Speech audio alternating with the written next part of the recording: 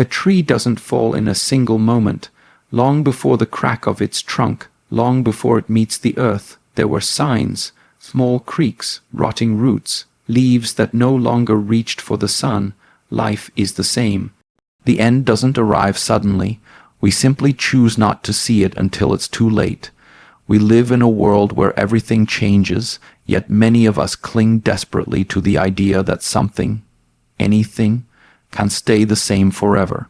We see it in the way people talk about forever homes, lifelong jobs, or unchanging love. It's not that stability is an illusion, it's that permanence is. The truth is far simpler and far harder to accept. Everything you know will one day end. The seasons prove this each year. The warm embrace of summer will eventually yield to the cold breath of winter. The blossoms of spring will wither and fall, making room for something new. Nature doesn't resist this process, yet we humans often do. We act as if endings are an enemy, when in reality, they're just a part of life's unbroken cycle. Think of a candle.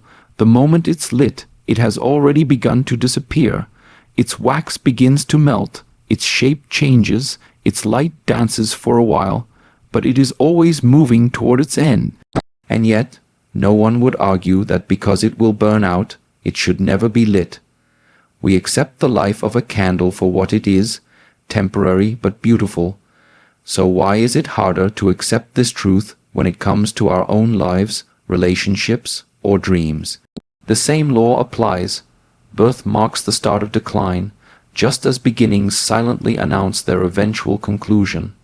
This isn't tragedy, it's reality. And when we embrace it, we start to see the value of each moment instead of fearing its loss. Much of our suffering comes not from the fact that things end, but from our refusal to believe they will.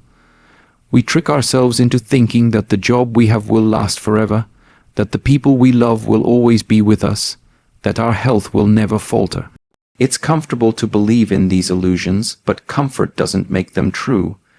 The shock we feel when life changes is often the result of our own denial, not the change itself.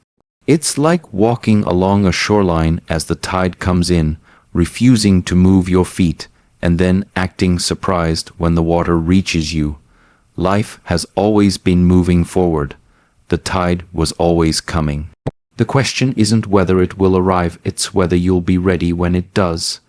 When we finally accept impermanence, a strange and powerful thing happens. We start to live more fully. Suddenly, the moments we used to overlook begin to shine. A conversation with a friend becomes more precious because we know we may never share one quite like it again. A morning walk feels richer because we understand that not every morning will look the same. Even challenges take on new meaning because if they too will end, then we can face them without as much fear. This is why so many ancient traditions encourage meditation on death, decay, and the passage of time. It's not morbid, it's liberating.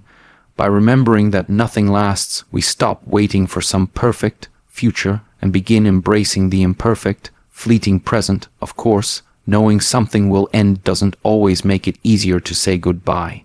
The ache of loss is a part of love. If we didn't care, endings wouldn't hurt. But if we didn't care, beginnings wouldn't matter either. The art lies in loving deeply while holding lightly. This balance doesn't come naturally. It's something we must train within ourselves. Imagine holding a handful of sand. If you clench your fist, it slips through your fingers faster. If you keep your hand open, you can hold it for a while, enjoying its warmth and texture until the wind or the tide carries it away. Life asks us to do the same with all that we cherish. Ultimately, accepting impermanence is not about giving up hope, it's about replacing false hope with truthful awareness. When we stop clinging to the fantasy that things will last forever, we free ourselves from the shock and bitterness that endings often bring. We can meet each closing chapter with gratitude for the pages we've already read. This doesn't mean we stop striving or dreaming. In fact, it means the opposite, Because we know time is finite, we make better use of it. We stop wasting it on grudges, on trivial complaints, on meaningless distractions. We invest it in what truly matters, and that, perhaps, is the most important gift impermanence can give us, the urgency to live with intention before the inevitable goodbye arrives. One of the greatest dangers in life is not the challenges we face, but the ones we refuse to see. People often mistake avoidance for peace. They think that by not looking at a problem, it won't touch them. This illusion is comfortable, even soothing, but it's also deadly. Imagine a crack forming in the wall of your home. You notice it, but tell yourself it's nothing. Weeks turn into months, and the crack spreads. By the time you finally call someone to fix it, the damage has reached the foundation. The cost, the effort, the pain, it's all far greater than it would have been if you'd acted early. Life's endings are no different. When we delay facing them, we make them harder to bear. There's a quiet arrogance in believing that ignoring reality will keep it at bay. We avoid medical checkups because we don't want bad news. We ignore financial troubles because the numbers scare us. We delay hard conversations in relationships because we fear confrontation. But this false comfort comes at a price. Every moment spent in denial is a moment lost in preparation. The danger isn't just the event itself, it's the time we wasted pretending it wasn't coming. The storm doesn't care whether you've looked at the weather forecast. It will arrive, and it will test the strength of your shelter regardless of whether you were watching the sky. The irony is that people think avoiding the truth will save them from fear, but fear thrives in uncertainty. It grows in the shadows of unspoken possibilities. The longer we refuse to name a danger, the larger it becomes in our minds. We end up living with a quiet, gnawing anxiety that's worse than the truth itself. Confronting reality, however painful, gives us clarity, and clarity is a relief, even when the news is bad, because it turns the unknown into something we can work with. You can't fix what you pretend doesn't exist, but you can prepare for what you understand. Think of a traveler crossing a desert. They know the heat will be brutal, the water scarce. They don't ignore this truth, they prepare for it. They pack extra water, travel in the cooler hours, and plan their route carefully. Now imagine another traveler who refuses to believe the desert will be difficult. They pack lightly, leave late in the day, and assume they'll figure it out. Who suffers more? The one who accepted the challenge from the start, or the one who denied it until it became unbearable? Ignorance doesn't make the path easier. It makes the consequences harsher. This same principle applies to every ending in life. Whether it's the loss of health, the end of a career, or the fading of relationships, the earlier we face the truth, the more choices we have. Early awareness allows us to adjust, to save, to strengthen, to repair. Late awareness leaves us scrambling, reacting instead of deciding. It forces us into survival mode when we could have been in strategy mode. The difference between the two often decides whether we end a chapter with dignity or with regret. Preparation requires humility. It takes humility to say, yes, this will end. Yes, it could go wrong. And yes, I need to be ready. Many people avoid this because they don't want to admit vulnerability. But here's the paradox: acknowledging vulnerability makes you stronger, not weaker. A fortress with no guards at the gate is just a ruin waiting to happen. Awareness is the guard, and preparation is the wall. The moment you let ignorance take that place, you've already opened the gates to the storm. There is a quiet power in seeing the horizon before others do. When you can sense what's coming, not because of superstition, but because of attentiveness, you gain something precious: freedom of choice. Most people don't realize how much of their life is spent reacting. They wait until the tide is already pulling them under before they start swimming. But those who pay attention can move long before the wave breaks. They aren't trapped in the chaos, they navigate it. This isn't luck, it's the reward of being awake to what others choose to ignore. Imagine you are a sailor on an open sea. The clouds ahead are darkening, the wind is shifting, and the scent of rain drifts in. If you're attentive, you read these signs for what they are. A storm is coming. You adjust your sails, change your course, and secure your ship. When the storm hits, you're ready, not because you're stronger than the sea, but because you respected it enough to prepare. Now think of another sailor who never looks up from their deck, who convinces themselves the sky is fine. When the same storm arrives, they scramble in panic, hoping for luck instead of relying on readiness. Awareness is the difference between steering your ship and being tossed like driftwood. In life, early awareness doesn't just prepare you for the bad, it also lets you seize the good. Opportunities, like storms, have signs. A relationship that could grow deeper, a career path about to open, a skill that will soon be in demand. These are like gentle breezes before the wind changes. Those who are alert catch them early and act while there's still time. Those who aren't, they arrive when the moment has already passed, left only with the thought, if only I'd seen it sooner. The ability to read the subtle signs of life turns chance into choice. What's often misunderstood is that awareness is not the same as paranoia. Paranoia freezes you. It keeps you pacing in a locked room, fearful of every sound outside. Awareness, on the other hand, opens the windows and lets you see the world clearly. It doesn't demand that you act on every possibility, only that you recognize them. This clarity is a kind of liberation, because when you see your options, you realize you're not trapped. Even in the face of inevitable endings, you can choose the path that leads to less suffering, more dignity, and greater peace. Think of health as an example. A person who ignores the early signs of illness, fatigue, pain, unusual changes, often finds themselves at the mercy of whatever diagnosis comes later. But someone who notices the early warnings can seek treatment while there's still time to make a real difference. The first person's world shrinks into hospital rooms and limitations. The second person may still face challenges, but they have more control over how they face them. This is the gift of early awareness. It doesn't erase hardship, but it gives you space to decide how you'll meet it. Freedom doesn't come from avoiding endings. It comes from meeting them on your own terms. When you're aware early, you have the power to adapt before circumstances force you to. You can shift your finances before debt traps you. You can repair a relationship before resentment hardens. You can change your lifestyle before your body forces you to stop. Early awareness is a kind of quiet courage, the willingness to open your eyes while others keep theirs shut. And in that simple, brave act, you earn the rarest thing life can give, time to move before it's too late. We grow up believing strength means holding on to dreams, to possessions, to people, to ideas of who we think we are.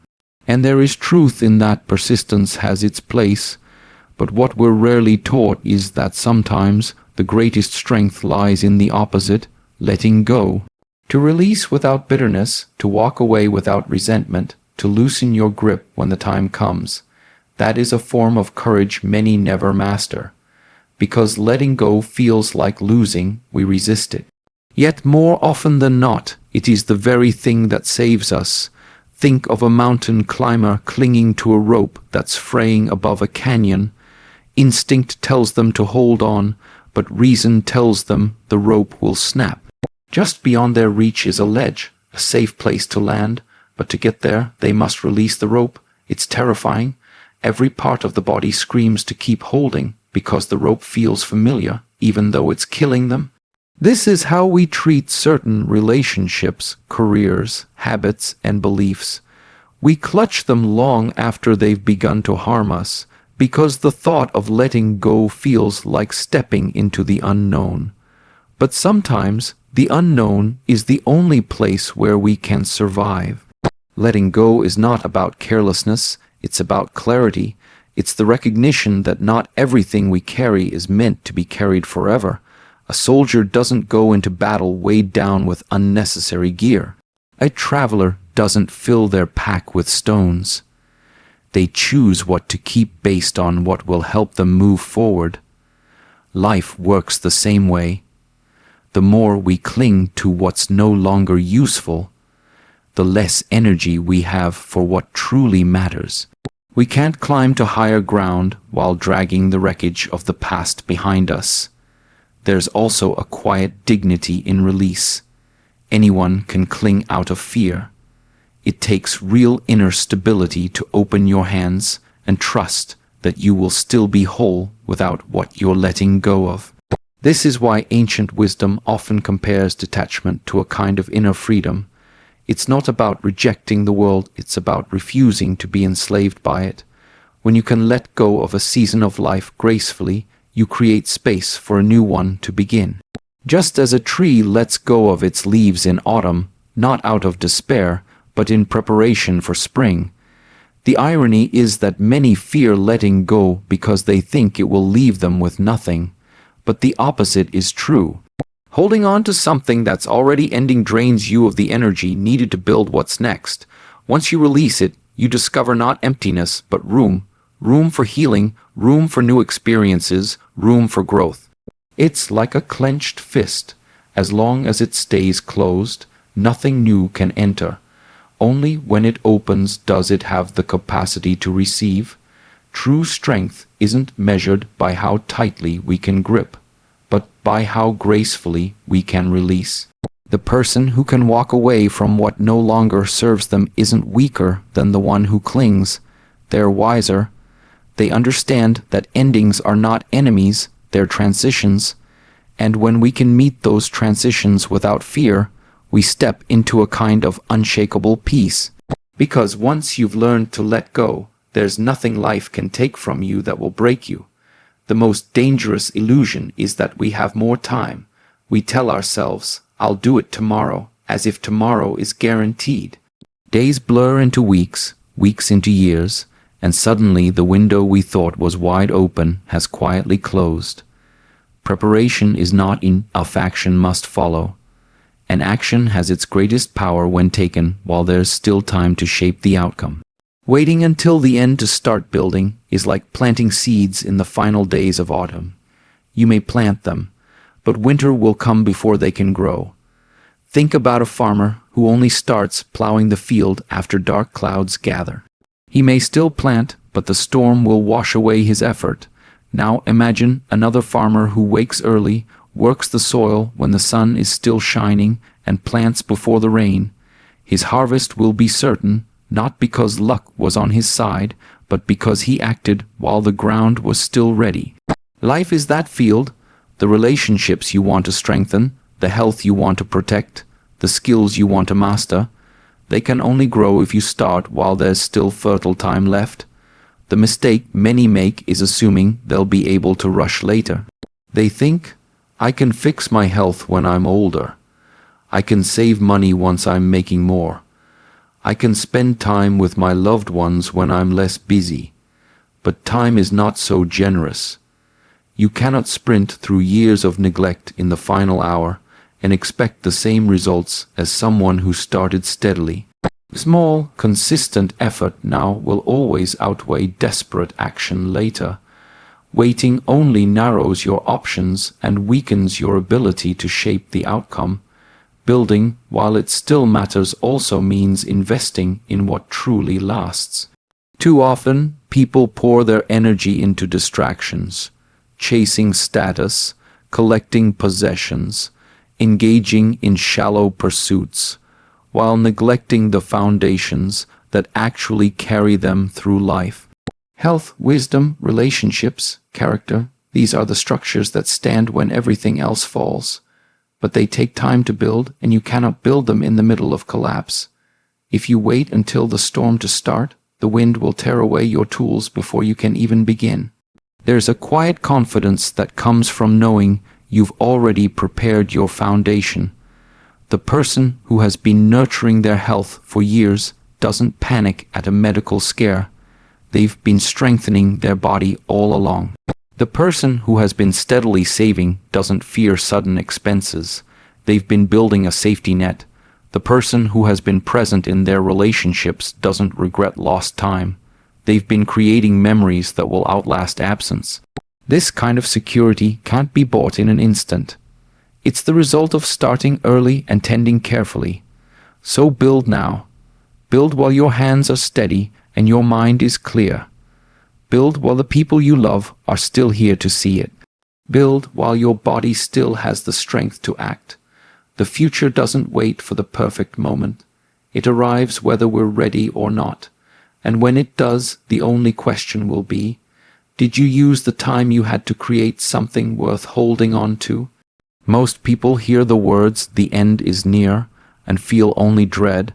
They imagine shadows, loss, and everything they stand to lose. But living as if the end is near doesn't mean living in fear. It means living with urgency.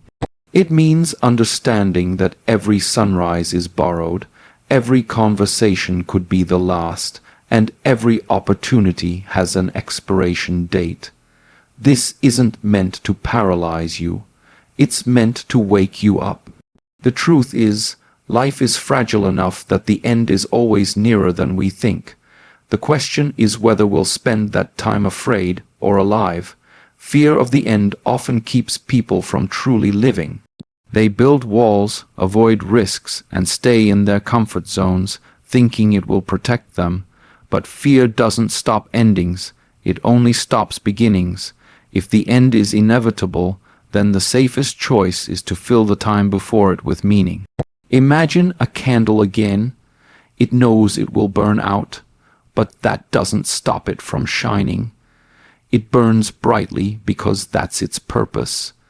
We should be the same, letting our time burn with purpose rather than hoarding it, as if saving it will make it last longer.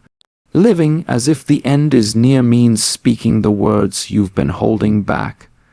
It means telling people you love them without waiting for the right moment.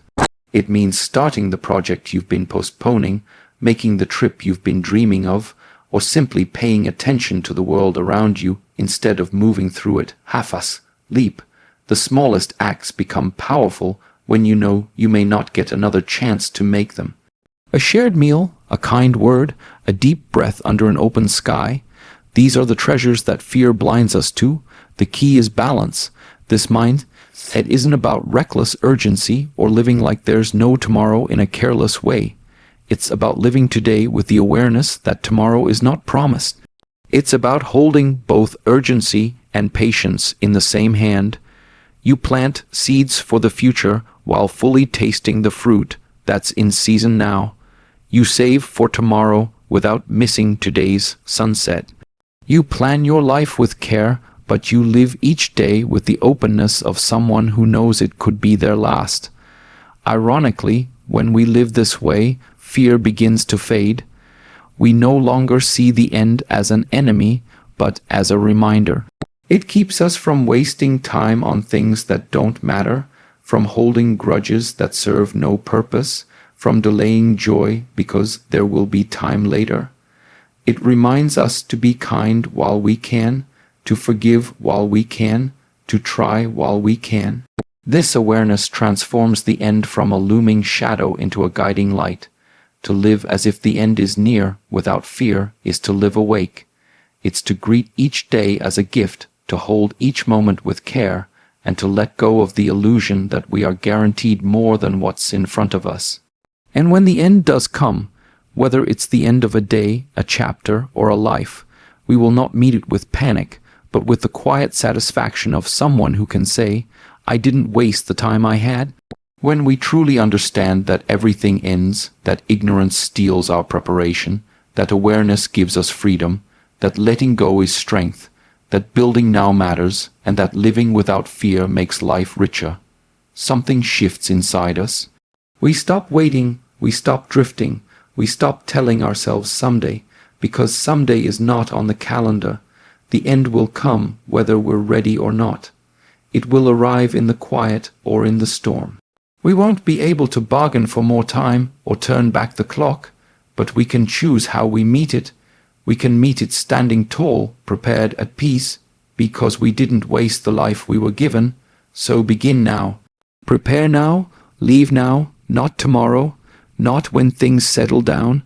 Now, before it's too late.